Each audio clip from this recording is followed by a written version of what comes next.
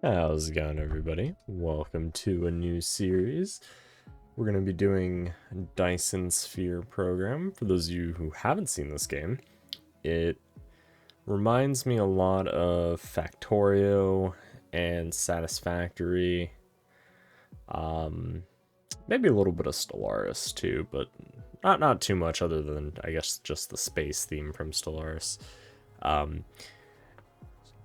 So the main goal of the game is to build a Dyson sphere, and for those of you who don't know what that is, basically that is what is classified as like a mega structure, where effectively you harness the total energy output of a star by effectively building solar panels in a spherical shell around a star, and you kind of get a glimpse of that here in kind of the splash screen, if you will.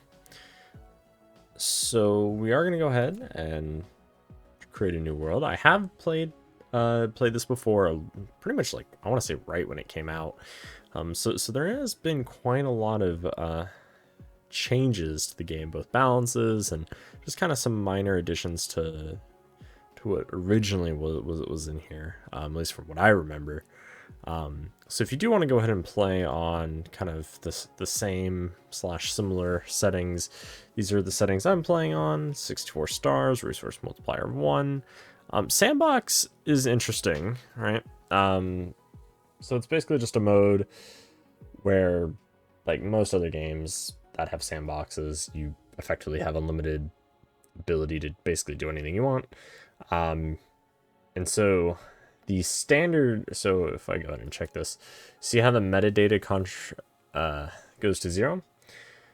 Well, basically what the metadata does is, so when you play a world, it contributes to kind of your player profile, and then the next time you play, well, you can kind of jumpstart back into it type scenario, right?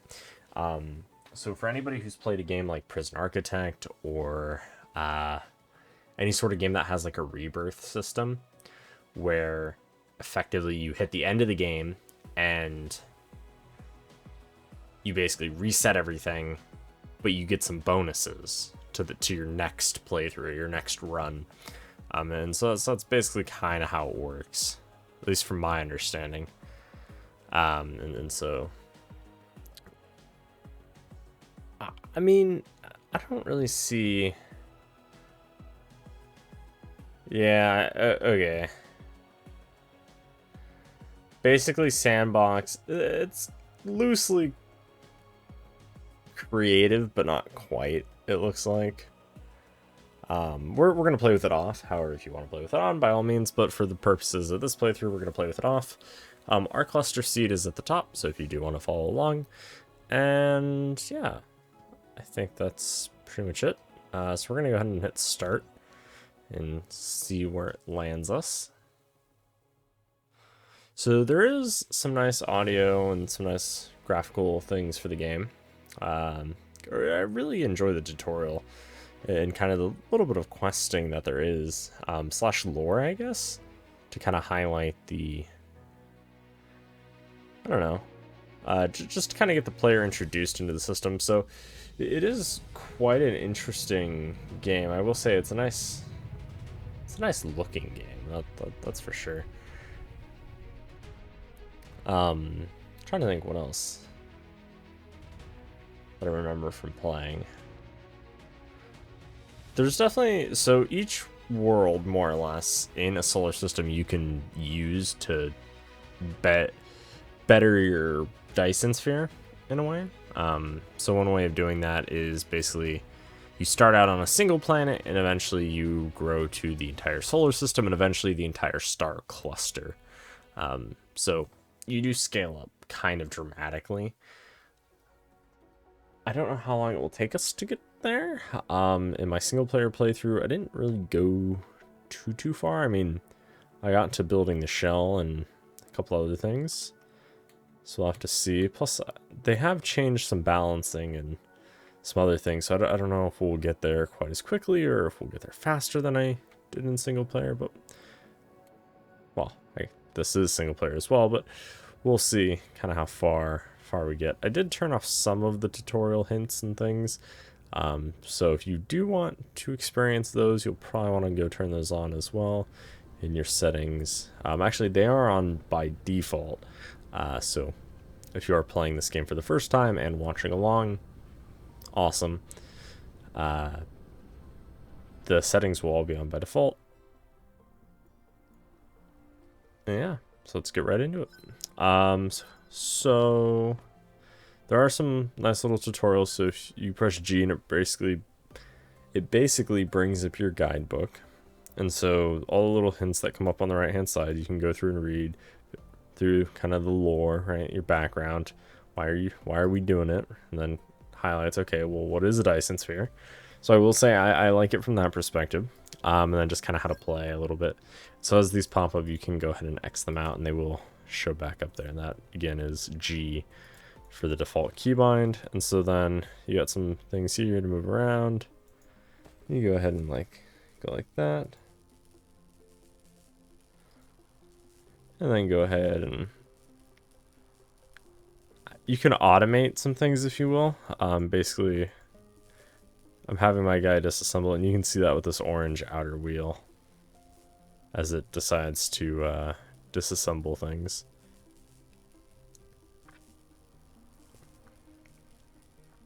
If you guys haven't already, make sure you guys smash that thumbs up for a new series.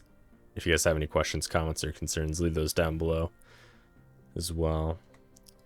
Let's see. So the first thing we want to do is, right, we have to research technologies to unlock. And so, ironically, you have to research a research to be able to research. So the metadata, so you can just see it up here in the top right and how much you have of each one. So I have played before, so I do have some. So if I wanted to, I could buy this technology, basically. And instead of going through the normal way of researching with some magnetic coils, I would just be able to instantly research it. And then same thing with some others. So this is the tech tree. It is a little bit different from, again, when I first played. There's a few new things, but not really too much. Luckily, it does show you the main quest and kind of the progression system. It seems very simple and straightforward, but I will say it does get quite complex. Like, even though there doesn't seem to be that much to research, it goes quite in depth between kind of the stages.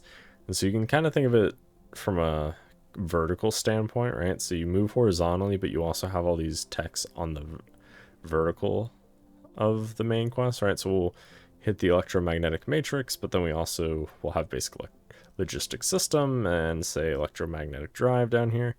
And so then as you progress, you'll also need these side ones as well to kind of help further that goal. So anybody who's ever seen like questing, like a questing pack in Minecraft, this might look somewhat familiar, or somewhat similar, I guess, not necessarily familiar. Which is one thing I like about this game, is it does give you a drive, right? So unlike Factorio, where it's just kind of this arbitrary launch a rocket goal, right? There's not really any steps to get from point A to point B. I mean, if you've played the game and kind of know what you're doing, those steps kind of fall in naturally, or at least the steps in the order that you would do it, right? But if you're a newer player, well, it might be a little bit of a daunting game, and I think that's one turn off for people who play heavily modded Minecraft, or they might be playing even a heavily modded Factorio like we just finished. If you guys haven't seen that, go check that out. We just finished an Angels Bob's Plus campaign in Factorio. We did launch the rocket. So yeah, it's good. Go check that out if you haven't already. And so this just, in my opinion, I like it when a game has this kind of sense of progression within its tech tree, right? So it kind of tells you where to go. So it's definitely a nice helping hand, especially if it's a game that has quite a lot of complexity and depth. So in order to get these electromagnetic coils, we need some... Oh, it's not one of those games where you can mouse over tooltips and they stay. Okay, that's fine. So you can kind of look down here, and you can see inventory, which is our E. We have a replicator, which is basically our built-in crafting thing. So it will bring up your inventory, and it will bring up basically your crafting machine, if you will. And so we need 10 of these, so we can go ahead and I believe that. So you can build 10. So it's going to go ahead and build 10 of them. So we can go ahead and queue up the research and activate it. And so it doesn't just instantly research it. So even though we have the materials, it's not just going to instantly complete. So that's something that Sandbox would do. So if in Sandbox, if we had the materials, it would instantly research it. We don't have that in this case. We have to manually go through and research that by default. Now there are iron veins, which are these kind of blue crystals. Awesome. So we've unlocked magnetism, yes. Alright. And so brought up kind of that other tooltip. So now we can mine things automatically. So unlike in Factorio, right, so you have your ore field. So here we have an ore field of iron, which we can manually mine by hand. So if we left our little robot here, he'd go ahead and mine this for us.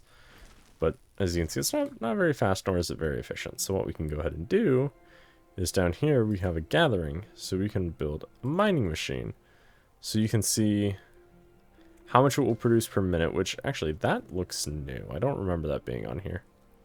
So you can see that it's 5x and how much it does per minute. So if we move it over, it'll only get 4. Well, it's 120 per minute. Well, if we move it over a little bit more, oh, now it's only 3. And if we move it really over, we only have 1. So it tells you 1 is 30 minutes. So we could try to maximize this by getting as many as possible, but it doesn't look like we're going to get any more than 5 without sacrificing 1 or more. Yeah, it doesn't look like we can get all 6 here. Okay, well, that's fine.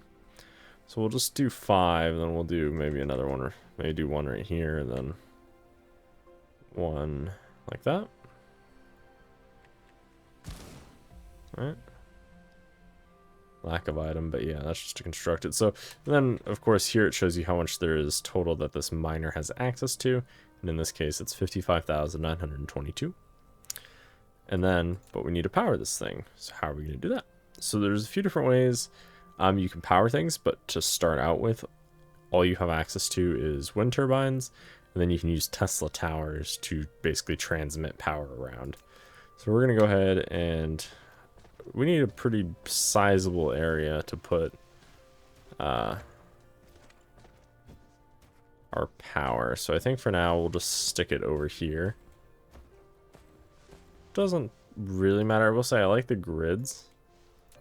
It really does help. And so you can see how the Tesla tower connects and then it no longer snaps.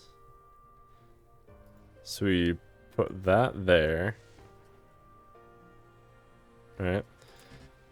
Then notice how we don't have what we need, but if we double click and we hit produce, it queues up all the items we need in order. So just like in Factorio, where if, say, we wanted to make an assembler, well, it would make all the precursor components we needed if we didn't already have them.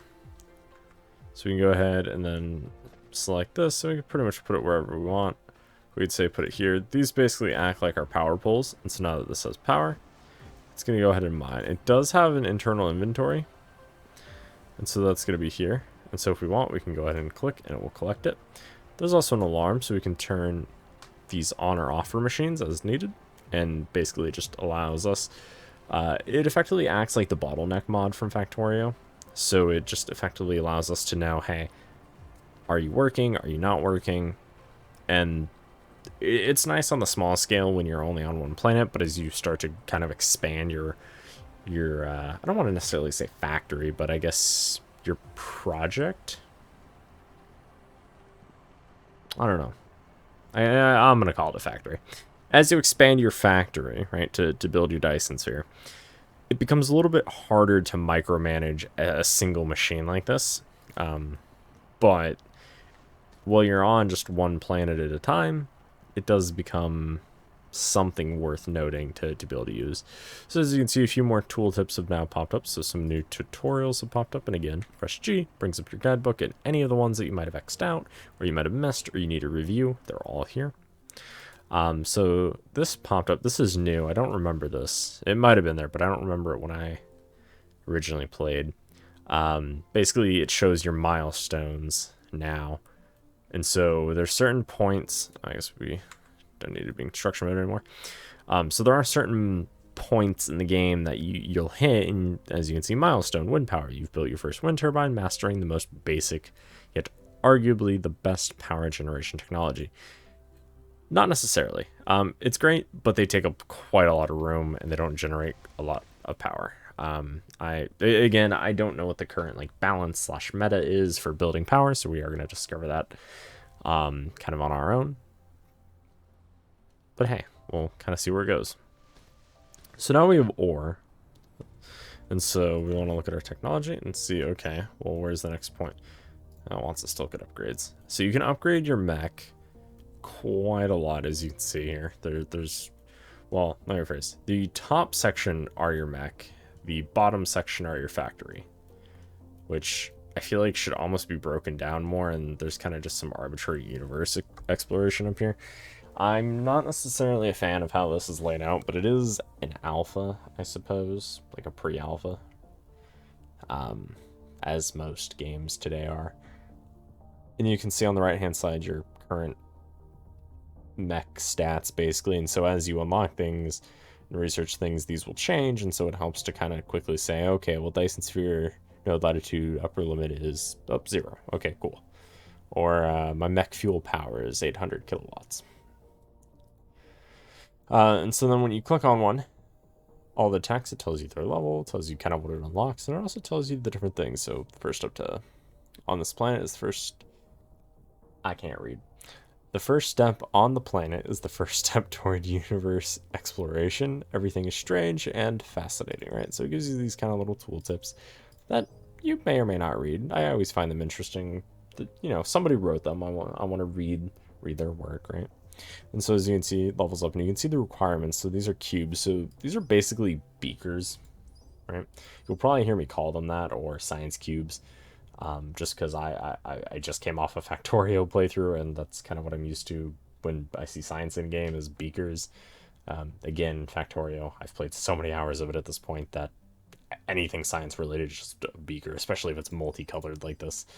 So as you can see, it gets quite intense with the amount you need.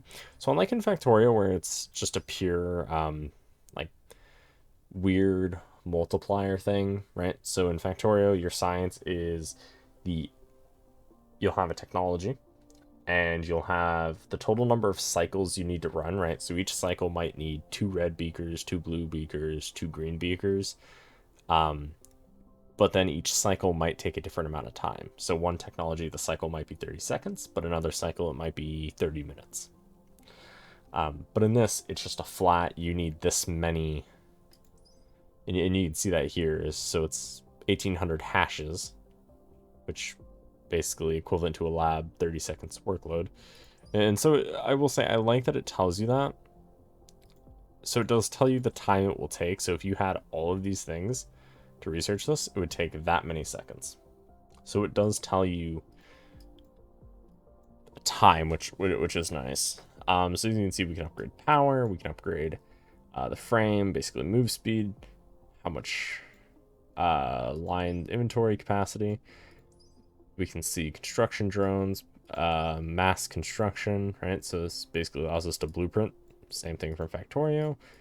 Energy circuits, right? So fuel power, again, drone flight, and then here we get actual flight. So here we can get basically the ability to lift off, and then we have the ability to basically go into space, and then we have the ability to go between planets, then we have the ability to basically go even further, and then as you can see, just faster and faster, essentially.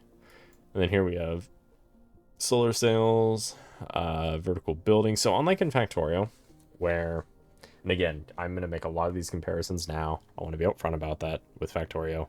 So if those of you who haven't seen any of that, this will probably be a little bit out there, but trust me, it will make sense. If you haven't already, go check out something on Factorio. Go check out the game. Go check out the series I've done on it. Mine was modded, but I will be doing a vanilla playthrough of it. At the time that this comes out, that vanilla playthrough has not happened. But if you're watching this in the far-flung future, it probably already has, along with several other series for Factorio. So just kind of keep in mind. So Factorio, you play what is known as a wide or flat style. This, you play kind of both. You play both tall and wide, and those are terms that you might hear more in like grand strategy games like Stellaris or Civilization, where playing tall basically means you have like one or two areas or cities or planets, in this case planets. And so you're going to play tall, right? So you only have one or two highly concentrated areas, but they're very built up. And so that's kind of why they're called tall. A wide play style would be you're effectively spreading out, right? So you're kind of like that pat of butter that's melting everywhere. In this, you kind of can do both, right? So you can play on a multitude of planets at the same time, but also have a lot of vertical construction as well. And we'll definitely get to see and utilize that a lot. And you can see, again, there's more upgrades for things, vein utilization, research speed even. So there's definitely quite a lot there. As for what I think our first research should be, let's see. I do want to get proper research made, but before we get the proper research made, we want to get, I think we want to get the basic logic system so we can move material between things. So I think that will be the first one. And then after that, I think we want to do that. Queuing is also unlocked by default. It's not like in Factorio where you have to go in and turn queuing on, or you get queuing after you launch a rocket. I just find having queuing in any game for research, it just makes sense to have it. I don't like games that are like, oh, research one technology and then have to go in and re-queue and then queue a new one. Early game or new players, that might make sense, so that you can kind of get a feel for the game and see kind of what's out there. But if you're an experienced player and you already know your strategy of like, I want this one, this one, this one in these orders, just let me queue it up. It just makes it that much easier, in my opinion. And I really like ones.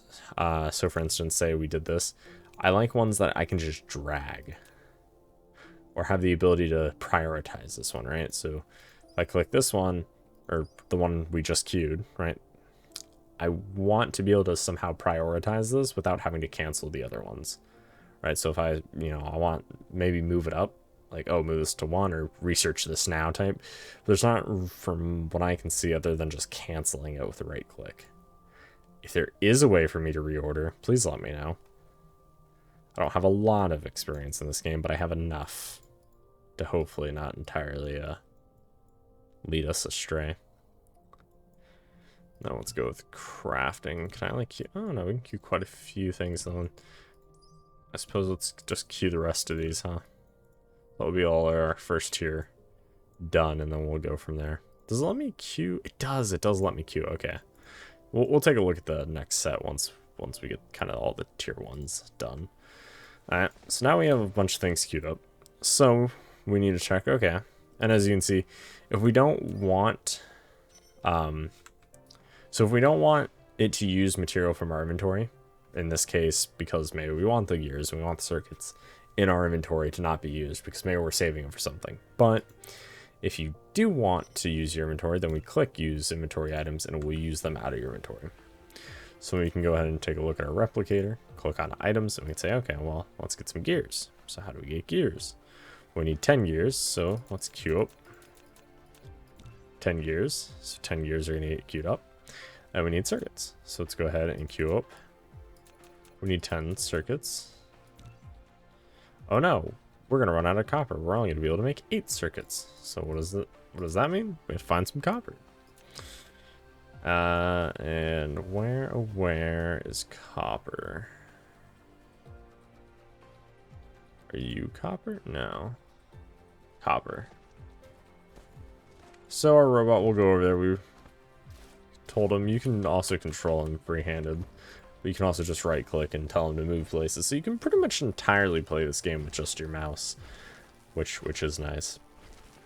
It is important to note that your robot does have an energy level, so he's limited to how much work he can do. So as you can see, he's draining power right now by mining. But if I tell him to go stand over here, his power slowly, ever so slowly ticks back up. However, because we have power now generated, once we move within range of our Tesla towers, you'll notice, oh, maybe not. That might be a tech we have to get. I think it might be a tech we have to get. He will eventually be able to charge off of basically being within the node. Otherwise, what we can do is if we open up our mech panel, we have a fuel chamber, so we can put things in him. Ooh, this is new. We're going to have to play around with this between episodes, I think. Oh, yeah, and these are the default ones that they have. Cancel. Yeah, we'll definitely play around with this, but it looks like you can design your own mech now, which is really nice. Yeah, I mean, it says new, so obviously it's new, but that definitely was not there when I last played, so that's nice. So you don't have to have the default orange guy, although I like the default orange guy. He gives me Pacific Rim vibes. I mean, the whole mech and system in this game gives me Pacific Rim vibes. But yeah, so the fuel chamber basically allows us, so we have this hydrogen fuel rods that we got from disassembling things, so we can chuck those in here, and as you can see, they generate quite a lot of power for our robot, which is nice to have. So if you want, or if you need a boost of fuel, but notice it doesn't tick away. If we're not doing any work, it doesn't use the fuel. But now once we start moving, notice it starts depleting the fuel rod. However, we can basically operate. So if we put fuel such as coal or wood, or in this case hydrogen fuel rods, in our fuel chamber, we can basically operate at full capacity. Our energy core doesn't deplete, and we're just fine. But once this depletes, then we're back down to our battery, and once the battery runs out, you don't die, it's not game over, you just move very, very, very slow until you recharge. So it isn't necessarily the end of the world if you run out of energy, but it is not the best thing to always run out of energy. Alright, well, I think that's a good place to end it today. In the next episode, we'll hopefully get some things set up, and yeah, go from there. So hope you guys enjoyed. If you guys did, make sure you smash that thumbs up button on the video. If you haven't already, make sure you smash the subscribe button, as it really does help out the channel. And other than that, I'll see you guys in the next one. Thanks for watching, guys. See you guys next time.